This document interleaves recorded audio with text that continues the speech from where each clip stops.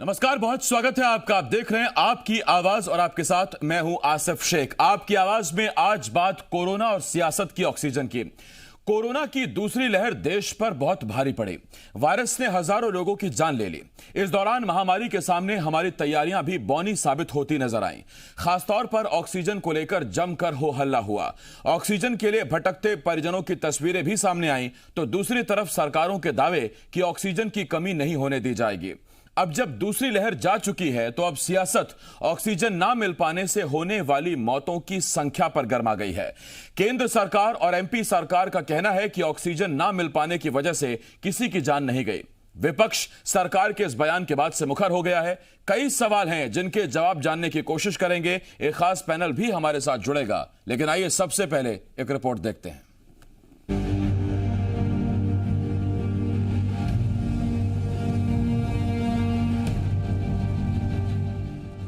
केंद्र के बाद अब एमपी में भी ऑक्सीजन की कमी और मरीजों की मौत का मुद्दा गरमाने लगा है।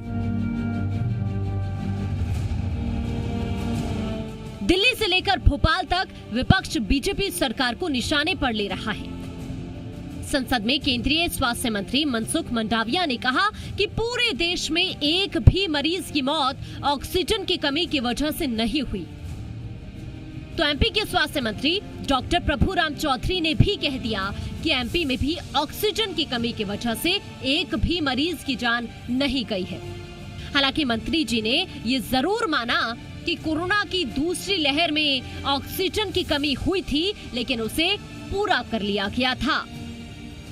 नहीं, मैं बता चुका हूं आपको पहले ही कि ऑक्सीजन की उपलब्धता मध्य प्रदेश में हम लोगों ने पर्याप्त मात्रा में की है। कोई मौत नहीं हुई एमपी में? जी, एमपी में कोई मौत नहीं हुई सर? एमपी में भाई ऑक्सीजन की कमी से नहीं हुई। मंत्री के बयान के बाद से कांग्रेस ने मंत्री जी के साथ साथ पूरी सरकार को निशाने पर ले लिया। कांग्रेस ने स्वास्थ्य मंत्री पर झूठ बोलने का आरोप लगाया है।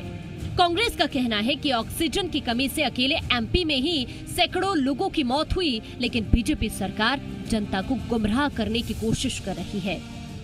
प्रभुराम चौधरी हैं क्या? ये तो खुद गए थे शहडोल। बताना चाहिए इनको कि वहाँ ऑक्सीजन से मौतें हुई थी कि नहीं हुई।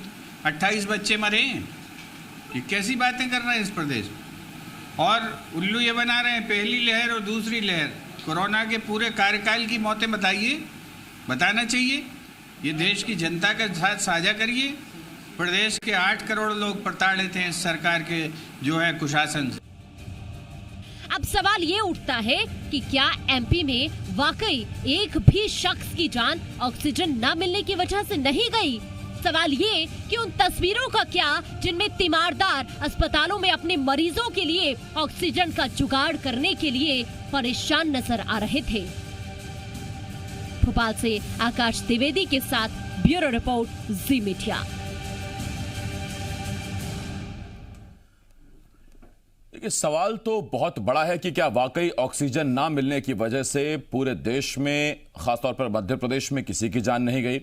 मंत्री जी यही दावा कर रहे हैं और मंत्री जी का दावा यह है कि ऑक्सीजन कमी हुई थी, लेकिन उसे बहुत जल्द पूरा कर लिया गया था और ऑक्सीजन ना मिल पाने की वजह से किसी की जान नहीं गई है।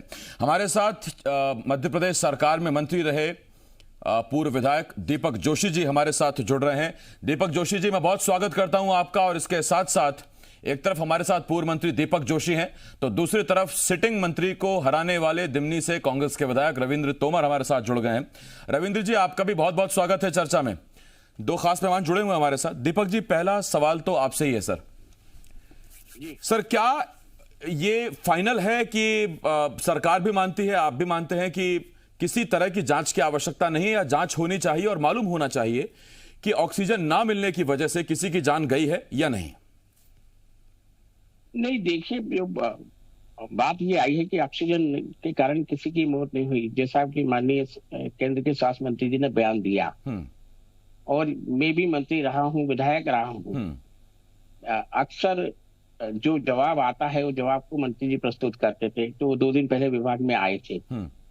दूसरा, जब ये पूछा गया कि जहाँ कांग्रेस में सरकारें थी उन लोगों ने तो कम से कम बोलना था कि क्या उनके ऑक्सीजन के कारण मौत हुई, क्योंकि उनका ये कहना था कि एक फॉर्मेट आया जिस फॉर्मेट में पूछा गया कि आपके राज्य में कितनी मौतें हुई, हमने वो मौतें लिख दी। ऑक्सीजन से कितनी मौतें हुई ये बातें नहीं लिखी गई। तो कहीं ना कहीं मुझे लगता है कि माननीय स्वास्थ्य मंत्री जी का ध्येय नहीं रहा होगा कि वो बात को छिपाना चाहते। बात कहीं ना कहीं किसी कारणों से जो छिप गई है, अगर उसको लाना है, और जैसा अभी मध्य प्रदेश के माननीय मंत्री जी का बयान भी सुन रहा था प्रभुराम चौधरी जी का, तो मेरा तो यही मानना है कि अगर ये गलतियां, ये त्रुटियां हुई है जो कि मेरे ख्याल से कहीं ना कहीं संवेदनाओं से जुड़ी हुई है, ऐसे दृष्टिकोण में हम सब लोगों को इस चीज पे ध्यान रखना चाहिए कि ये गलतियां अगर हुई है तो इसको उजागर करना चाहिए, सरकार तक पहुंचाना चाहिए। अगर तथ्यों के साथ पहुंचेगी, कुछ तथ्य तो मैं खुद स्वीकार करता हूँ कि यहाँ कुछ जगह हुई है, लेकिन उस चीज को पहुंचाने की जिम्मेदारी हम सब लोगों की है। सरकार भी तो जनता और अधिकारियों और कर्मचारियों के भरोसे चलती है। अगर सरकार को कोई गलती लगती है तो उसे कहीं ना कहीं पहुंचाने की जिम्मेदारी हमारी है, और जिम्मेदारी के बाद सरकार गुण दोष के आधार पर उसका फैसला करेगी। दीपक जी, आप इतने सीनियर लीडर हैं सर, मध्य प्रदेश में जनता आपको बहुत जानती है, हाट पिपलिया की जनता आपके दिल के करीब है। आपको खुद व्यक्तिगत तौर पर ऐसे कितने मामले याद हैं जहां आपको लगता है कि ऑक्सीजन वक्त पर मिल गई होती तो मृत्यु हो गई होती, या ऐसी कोई मौत नहीं, जान बच गई होती, या ऐसी कोई मौत नहीं हुई? आसिफ भाई, मैं एक छोटी सी बात आपके सामने करना चाहता हूँ कि किसान को अक्सर फसल की बोनी के पहले फर्टिलाइजर की जरूरत पड़ती है, और उस समय फर्टिलाइजर की जरूरत को देखते हुए किसान अक्सर बोनियों का संग्रहण ज्यादा कर लेता है और उसको फर्टिलाइजर जितना चाहिए नहीं उतना होता है, और खाद की कमी का हमेशा मामला आता है। आपने देखा होगा कि फसलें समय पे होती, उत्पादन बढ़ता भी है और कहीं ना कहीं बात भी होती है। ऑक्सीजन को भी लगभग उसी चीज से जोड़कर हमको देखना चाहिए कि जिनको ऑक्सीजन की जरूरत नहीं थी। देवास में एक मामला मैंने देखा, सुना कि यहाँ के शासकीय हॉस्पिटल में जो बेड पे लोग थे उनका ऑक्सीजन 95 के आसपास जा रहा था, लेकिन वो बेड खाली करने के लिए तैयार नहीं थे। वो कह रहा हम हॉस्पिटल से जाना नहीं चाहते, जिसका 80-85 जा रहा था उसको हॉस्पिटल में बेड चाहिए था, उसको दे नहीं पा रहे थे, जबकि वहाँ ऑक्सीजन उपलब्ध था। अब इस कमी को हम क्या कहेंगे? हम ये नहीं कह सकते कि ऑक्सीजन की कमी के कारण वो दिक्कत आई। वो कहीं ना कहीं हमारी जो व्यवस्था है जिसमें कहीं ना कहीं डर और भय बना का माहौल जो बन गया था, उस माहौल के कारण ये दिक्कत गई है और उसके कारण एक बड़ी परेशानी का सामना करना पड़ा। दीपक जी, मैं लौट रहा हूं आपके पास। रविंद्र जी एक उदाहरण दिया, दीपक जोशी जी ने, उन्होंने कहा कि जैसे बोनी से पहले हर बार किसान कहीं खाद की कमी ना हो जाए, इस चक्कर में फर्टिलाइजर, डीएपी, यूरिया स्टॉक ज्यादा कर लेता है और उतना उसके इस्तेमाल का रहता नहीं, बाकी किसान परेशान होते हैं। सवाल मेरा ये नहीं है कि ये तो प्रक्रिया है ही, आम आदमी घबराएगा तो अपनी जान बचाने के लिए कुछ भी करेगा। सवाल मेरा यह है कि इस प्रक्रिया के चलते ऐसे बाकी कितने किसान हैं जिनकी फसलें सूख गई क्योंकि उन्हें खाद नहीं मिला? देखिए, मैं आपको एक बात स्पष्ट बता दूं कि झूठ के कोई पैर नहीं होते। मैं आपसे इतना कहना चाहता हूं कि हमारा क्षेत्र, जिससे जहां से मैं विधायक चुना गया हूं जी, और ये पूरा मुरैना जिला पूरा रूरल है, ग्रामीण है, किसानी से ही जुड़ा हुआ है, यानी 95% किसान है यहाँ पे। और मुझे तो नहीं लगता कि किसी ने स्टॉक करके रखा है यूरिया का, डीएपी का या किसी प्रकार की खाद का। विषय कुछ है और बात कुछ हो रही है, इसका कोई सेंस नहीं है। मैं समझता हूं कि कोरोना के समय में जो आप ऑक्सीजन वाली बात पे मुद्दा अभी आ रहा था सामने, मैं सुन रहा था, मैं आपसे आपके माध्यम से ये कहना चाहता हूं, प्रदेश को और देश को ये बताना चाह रहा हूं कि उस समय अगर ऑक्सीजन की सही व्यवस्था सरकार ने की होती तो मैं समझता हूं कि कोरोना से जो मौतें हुई हैं उससे ज्यादा मौतें ऑक्सीजन की कमी से हुई है। मैं आज इस बात को कह रहा हूं इस मंच से, क्योंकि मुझे पता है कि मैं उस समय जब मेरे पास लोग परेशान होकर के टेलीफोन करते थे, मैं हॉस्पिटल में भी जाता था, तो केवल एक ही बात सामने आ रही थी कि ऑक्सीजन कमी, तो वो स्टॉक है था कहां पर? मैं आपसे पूछना चाह रहा हूं आपके माध्यम से भारतीय जनता पार्टी के माननीय मुख्यमंत्री जी से, स्वास्थ्य मंत्री जी से, कि इस तरह का प्रबंध अगर उन्होंने ठीक से किया होता तो मैं समझता हूं कि इस बार जो हायतोबा हुई है, ये ऑक्सीजन की कमी से उस समय इतनी ज्यादा हायतोबा थी कि लोग इतना घबराए हुए थे, इतना परेशान थे, इतनी मौतें हुई। इनका कोई आंकड़ा सरकार ने आज तक दिया क्या? आज तक कोई आंकड़ा नहीं दिया कोई। बल्कि स्वास्थ्य मंत्री जी का तो बयान सुना है सबने, उन्होंने तो ये तक कह दिया कि ऑक्सीजन कमी से कोई मौत नहीं हुई। मैं कह रहा हूं कि हमारे मुरैना जिले के अंदर आप पता लगा लीजिए, मेरी जानकारी में कम से कम 200 ऐसे लोग हैं, कम से कम 200 परिवार उजड़े मुरैना, केवल मुरैना की बात कर रहा हूं मैं, और पूरे प्रदेश में तो लाखों की संख्या है। लेकिन ये बहुत नहीं तो मैं ये जिले समझता में हूं जो 200 का आंकड़ा बता रहे हैं रविंद्र जी, ये 200 का आंकड़ा कोरोना की वजह से इनकी मृत्यु हुई या ऑक्सीजन ना मिल पाने की वजह से इनकी मृत्यु हुई, क्या कहना चाह रहे हैं आप?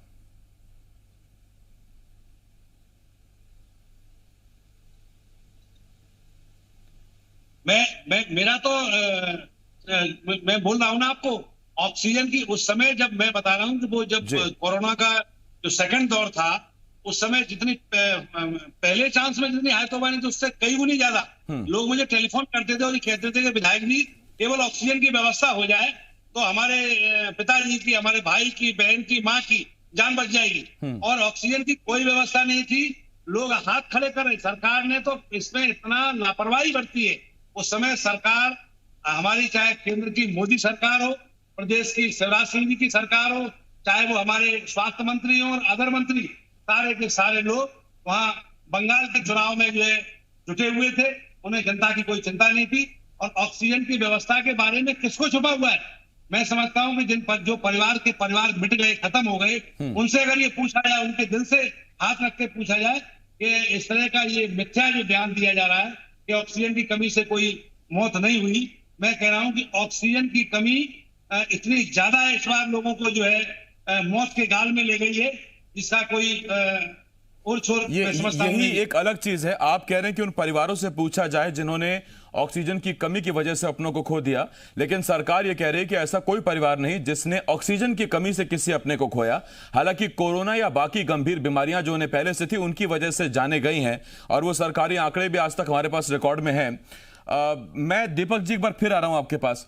दीपक जी, रविंद्र जी का यह दावा, वो दिमनी नहीं पूरे मुरैना जिले की बात कर रहे हैं। वो कह रहे हैं कि कम से कम 200 मौतें तो उन्हें लगता है कि ऑक्सीजन की कमी की वजह से हुई है। मुझे नहीं पता और मैं इसकी पुष्टि भी नहीं करता आंकड़े की, ये हो सकता है कि रविंद्र जी की अपनी जानकारी हो, लेकिन सवाल वही है, क्या दूध का दूध और पानी का पानी होने के लिए किसी तरह की जांच की आवश्यकता है? जांच होनी चाहिए जिससे मालूम चल सके कि किस अस्पताल में ऑक्सीजन कब कम हुई थी, उस दौरान कितने लोगों की मौत हुई, क्या ऑक्सीजन ना मिल पाने की वजह से उनकी मौत हुई या किसी अन्य वजह से उनकी मौत हुई?